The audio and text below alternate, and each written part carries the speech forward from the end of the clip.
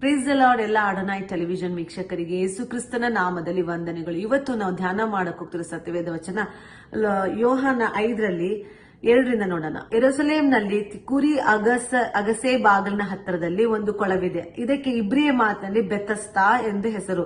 ಅಲ್ಲಿ 5 ಮಂಟಪಗಳಿವೆ. ಇವುಗಳಲ್ಲಿ ಬಹುಮಂದಿ ರೋಗಿಗಳು, ಕುರುಡರು, ಕುಂಟರು, ಮೈ ಒಣಗಿದವರು ಬಿದ್ದುಕೊಂಡಿರುವರು.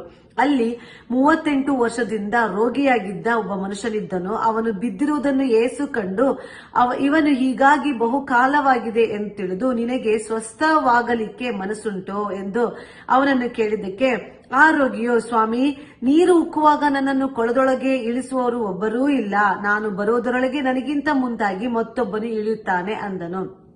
ಇಲ್ಲಿ ಒಂದು ಅದ್ರ ಹೆಸರು ಬೆತಸ್ತಾ ಅಂತ ಹೇಳು. ಈ ಒಂದು ಬೆತಸ್ತಾ ಕೊಳದಲ್ಲಿ ಏನಾಗುತ್ತೆ ಅಂದ್ರೆ ಅವಾಗವಾಗ ದೂತರು ಪರಲೋಕದಿಂದ ಇಳಿದು ಬಂದು ಆ ಒಂದು ಕೊಳದ ನೀರನ್ನು ಸ್ಟೇರಿಂಗ್ ಮಾಡ್ತಾ ಇದ್ರು. ಅಲ್ಲಿ ಒಂದೊಂದು ಜನಗಳು ಯಾರಿಗೆ ಹುಷಾರಿಲ್ಲ, ಸ್ವಸ್ಥತೆ ಇಲ್ಲ, ಮೈ ಒಣಗಿದವರು, ಏನೇನೆಲ್ಲ ರೋಗಿಗಳಿರ್ತಾರೋ ಆ ಕೊಳದಲ್ಲಿ ಫಸ್ಟ್ ಯಾರು ಹೋಗ್ತಾರೆ ಅವರಿಗೆ ಸ್ವಸ್ಥವಾಗ್ತಾ ಇತ್ತು. ಆ ರೀತಿಯಾದ ಒಂದು ಕೊಳ ಅದು ಬೆತಸ್ತಾ ಅಂತ ಕೊಳ. ಅದರಲ್ಲಿ ಎಲ್ಲರೂ ಅವನು ನೋಡ್ತಾ ಇದ್ದ. ಅವನು ಅಲ್ಲಿ ಮಂಟಪದ ಹತ್ರ ಕುತ್ಕೊಂಡು ಏನ್ ಮಾಡ್ತಾ ಇದ್ದ, ನೋಡ್ತಾ ಇದ್ದ.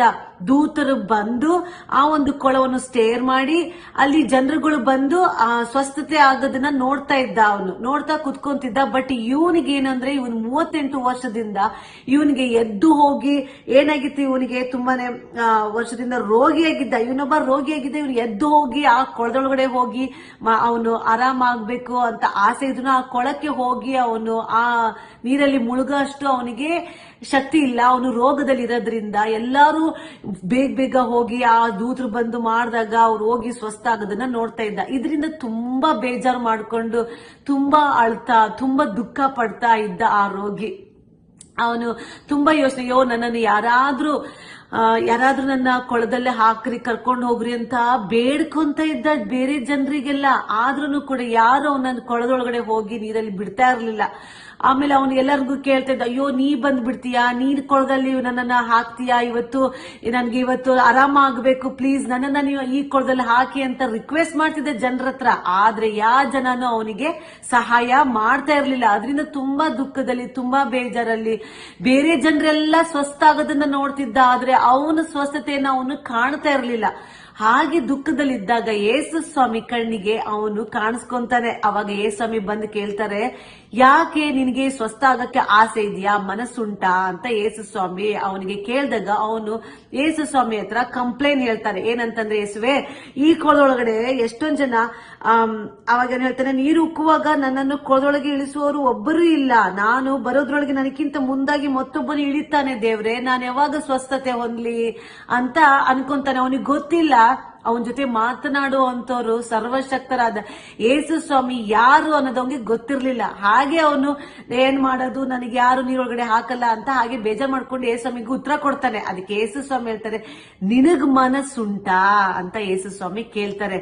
ಅವಾಗ ಅವನು ಹೇಳ್ತಾನೆ, ಎಸ್ ಗುರುವೆ ಅಂತ ಹೇಳಿದಾಗ, ಹಾಗಿದ್ರೆ ಹಾಸಿಗೆ ಎದ್ಕೊಂಡು ಎದ್ದು ನಡೆ. ಇವಾಗ ನೀನು ಇವ್ರಿಗೆ ನೀನು ಅವ್ರು ಮಾಡ್ಲಿಲ್ಲ ಇವ್ರು ಮಾಡ್ಲಿಲ್ಲ ಅಂತ ಬೇಜಾರ್ ಮಾಡ್ಕೊಳ್ಳೋ ಬಿಟ್ಟು ನೀನು ನನ್ನನ್ನ ನೋಡ್ತೀಯಾ, ನನ್ ಮೇಲೆ ಮನಸ್ಸಿಟ್ಟಿದ್ಯಾ, ನಾ ಮಾಡ್ತೀನಿ ಅಂತ ನಂಬಿಕೆ ಇದೆಯಾ, ಮನಸ್ಸಿದ್ಯಾ ಅಂತ ಕೇಳಿದಾಗ ಅವನಿಗೆ ದೇವ್ರು, ನಿನಗೆ ಮನಸ್ಸಿದ್ರೆ ಹಾಗಿದ್ರೆ ನಿನ್ನ ಹಾಸಿಗೆಯನ್ನು ಎತ್ಕೊಂಡು ನಡೆ ಅಂತ ಹೇಳಿದಾಗ ಅವನು ಎದ್ದು ನಡೆದಾಡುವಂತ ವ್ಯಕ್ತಿಯಾಗಿ ಬಿಡುಗಡೆಯನ್ನು ಹೊಂದಿ ಸ್ವಸ್ಥತೆಯನ್ನು ಹೊಂದಿ ಸಾಕ್ಷಿ ಹೇಳುವಂತ ವ್ಯಕ್ತಿ ಆಗ್ತಾನೆ.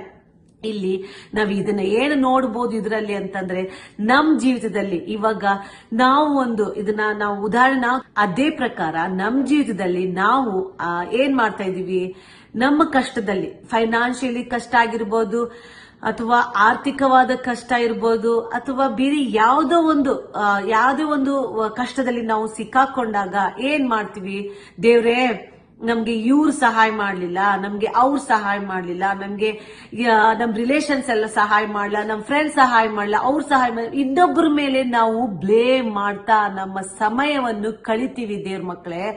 ಆದ್ರೆ ನೀವು ಕಣ್ಣೆತ್ತಿ ಪರ್ವತ ಕಡೆ ನೋಡಿದಾಗ, ಕೀರ್ತನೆ 121 ಹೇಳುತ್ತೆ, ನಾನು ಕಣ್ಣೆತ್ತಿ ಪರ್ವತ ಕಡೆ ನೋಡ್ತೀನಿ, ನನ್ನ ಸಹಾಯ ಹಸ್ತ ಅಲ್ಲಿಂದ ಪರಲೋಕದಿಂದ ಇಳಿದು ಬರುತ್ತೆ ತಕ್ಕ ಸಮಯಕ್ಕೆ ಅನ್ನೋದೊಂದು ನಂಬಿಕೆ ನಮ್ಮಲ್ಲಿ ಇದ್ದಾಗ ಏನಾಗುತ್ತೆ, ದೇವರು ನಮ್ಮ ಜೀವಿತದ ದೊಡ್ಡ ದೊಡ್ಡ ಕಾರ್ಯಗಳನ್ನು ನಾವು ರಿಸೀವ್ ಮಾಡ್ಕೊಳ್ತೀವಿ. ದೇವ್ರ ಮಕ್ಕಳೇ, ನಾವು ನಮ್ಮ ಕಷ್ಟದಲ್ಲಿ, ನಮ್ಮ ದುಃಖದಲ್ಲಿ, ನಮ್ಮ ಭಾರದಲ್ಲಿ ಇನ್ನೊಬ್ರು ನಾವು ಎಕ್ಸ್ಪೆಕ್ಟ್ ಮಾಡ್ಕೊಂಡು ಇನ್ನೊಬ್ರು ಸಹಾಯ ಮಾಡ್ಲಿ, ನಮಗೆ ಬೇರೆಯವ್ರು ಸಹಾಯ ಮಾಡ್ಲಿ, ನಮ್ಮ ಪಕ್ಕದ ಮನೆಯವ್ರು ಸಹಾಯ ಮಾಡ್ಲಿ, ನನ್ನ ಫ್ರೆಂಡ್ ಸಹಾಯ ಮಾಡ್ಲಿ, ನನ್ನ ರಿಲೇಷನ್ ಸಹಾಯ ಮಾಡ್ಲಿ, ಅಥವಾ ಯಾರ್ಯಾರು ಇವ್ರು ಸಹಾಯ ಮಾಡ್ಲಿ ಅಂತ ನಾವು ಇನ್ನೊಬ್ಬರನ್ನ ಎಕ್ಸ್ಪೆಕ್ಟ್ ಮಾಡದೆ, ಇನ್ನೊಬ್ಬರ ಮೇಲೆ ಬ್ಲೇಮ್ ಮಾಡದೆ, ನಾವೇನ್ ಮಾಡ್ಬೇಕು, ದೇವರ ಸನ್ನಿಧಾನದಲ್ಲಿ ಮೊಣಕಾಲೂರಿ ಮನಸ್ಸಿಟ್ಟು, ದೇವರೇ ನಾನ್ ನಿಮ್ ಮೇಲೆ ಮನಸ್ಸಿಟ್ಟಿದ್ದೀನಿ, ನಮಗೆ ಮನಸ್ಸಿದೆ, ಏನ ಹೇಳಿ, ನಮ್ಮ ಕಷ್ಟದಲ್ಲಿ ನೀವೊಬ್ಬರೇ ಸಹಾಯ ಮಾಡಕ್ಕಾಗದು, ನಮಗ್ ಮನಸ್ಸಿದೆ ದೇವ್ರೆ, ನಮಗ್ ಸಹಾಯ ಮಾಡಿ, ನಾವು ನಿಮ್ಮನ್ನ ನಂಬಿದೀವಿ ದೇವ್ರೆ, ನಮಗೆ ಸಹಾಯ ಮಾಡಿ ಅಂತ ದೇವರ ಹತ್ರ ನಾವು ಮನಸ್ಸಿಟ್ಟು ಕೇಳಿದಾಗ ನಮ್ಮ ಜೀವಿತದಲ್ಲಿ ಅದ್ಭುತ ಕಾರ್ಯಗಳು ನಡೀತೆ. ಹೇಗೆ ಯೇಸು ಸ್ವಾಮಿ ಈ ಒಂದು ರೋಗಿಯನ್ನು ದೇವರು ಕೇಳ್ತಾರಲ್ವಾ, ನಿನಗೆ ಆಯ್ತು, ನೀ ಕೊಳದೊಳಗಡೆ ಅವ್ರು ಬಿಟ್ಟಿಲ್ಲ ಇವ್ರು ಬಿಟ್ಟಿಲ್ಲ ಎಲ್ಲ ಕರೆಕ್ಟ್, ಓಕೆ, ಆದ್ರೆ ನಿನಗ್ ಮನಸ್ಸುಂಟಾ ಅಂತ ಹೇಗೆ ಆ ರೋಗಿಯನ್ನು ಕೇಳಿದ್ರು, ಹಾಗೆ ಈ ದಿನಗಳಲ್ಲಿ ಯೇಸು ಸ್ವಾಮಿ ನಿಮ್ಮನ್ನ ಪ್ರತಿಯೊಬ್ಬರನ್ನು ದೇವರು ಕೇಳ್ತಿದ್ದಾರೆ, ನಿಮಗೆ ಮನಸ್ಸುಂಟಾ, ನಾ ಸ್ವಸ್ಥತೆ ಮಾಡ್ತೀನಂತ ನಿಮಗೆ ನಂಬಿಕೆ ಇದೆಯಾ, ಮನಸ್ಸಿದೆಯಾ? ಹಾಗಿದ್ರೆ ನಿನ್ನ ಹಾಸಿಗೆ ಎತ್ಕೊಂಡು ನಡಿ. ನಿನ್ನ ಫೈನಾನ್ಷಿಯಲಿ ನೀ ಏನ್ ಕಷ್ಟ ಪಡ್ತಿದ್ಯಾ, ಆ ಒಂದು ಕಷ್ಟದ ಭಾರದ ಹಾಸಿಗೆ ಎತ್ಕೊಂಡು ನಡೆ, ಬಿಡುಗಡೆ ಆಯ್ತು ನಿನಗೆ. ನೀ ಮನಸ್ಸಿಟ್ಟಿದೀಯಾ, ನಿನ್ನ ಆರ್ಥಿಕ ಪರಿಸ್ಥಿತಿಯಲ್ಲಿ, ನೀನು ಯಾವುದೇ ಒಂದು ಕಷ್ಟ ದುಃಖ ಭಾರದಲ್ಲಿ ನೀ ನನ್ನ ಮೇಲೆ ಮನಸ್ಸಿಟ್ಟಿದೀಯಲ್ವಾ, ತಗೋ ಆ ಅದ್ಭುತ ನೋಡು, ನಿನ್ನ ಆ ಒಂದು ಕಷ್ಟದ ಹಾಸಿಗೆಯನ್ನು ಎತ್ಕೊಂಡು ನಡೆ ಅಂತ ದೇವರು ನಮಗೆ ಅಪ್ಪಣೆ ಕೊಟ್ಟು ಸಹಾಯ ಮಾಡ್ತಾರೆ. ದೇವ್ರ ಮಕ್ಕಳೇ, ಯಾವಾಗ ನಾವು ದೇವರಲ್ಲಿ ಮನಸ್ಸಿಟ್ಟಾಗ, ಅದಕ್ಕೆ ದೇವ್ರು ಕೇಳ್ತಾರೆ, ನಿನಗೆ ಮನಸ್ಸುಂಟಾ?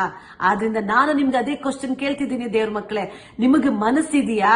ಇನ್ನೊಬ್ಬರ ಮೇಲೆ ಬ್ಲೇಮ್ ಮಾಡದೆ, ಇನ್ನೊಬ್ರು ನಾವು ಎಕ್ಸ್ಪೆಕ್ಟ್ ಮಾಡದೆ, ನನ್ನ ಯೇಸು ಸ್ವಾಮಿ ಪರಲೋಕದ ದೇವರು ನಮಗಾಗಿ ಇಳಿದು ಬಂದು ಕಾರ್ಯವನ್ನು ಮಾಡೇ ಮಾಡ್ತಾರೆ, ನಾವು ಕಣ್ಣೀರು ಸುರಿಸಿದ ನಮಗೆ ಬಿಡುಗಡೆಯನ್ನು ಕೊಟ್ಟೇ ಕೊಡ್ತಾರೆ ಅನ್ನೋದು ನಿಮಗೆ ಮನಸ್ಸಿದ್ರೆ, ಈ ಹೊತ್ತು ನೀವು ಅದ್ಭುತನ ರಿಸೀವ್ ಮಾಡ್ಕೊಳ್ಳಿ. ದೇವರು ನಿಮ್ಮ ಜೀವಿತದ ದೊಡ್ಡ ಕಾರ್ಯಗಳನ್ನು ಮಾಡ್ತಾರೆ ದೇವ್ರ ಮಕ್ಕಳೇ. Amen. God bless you all.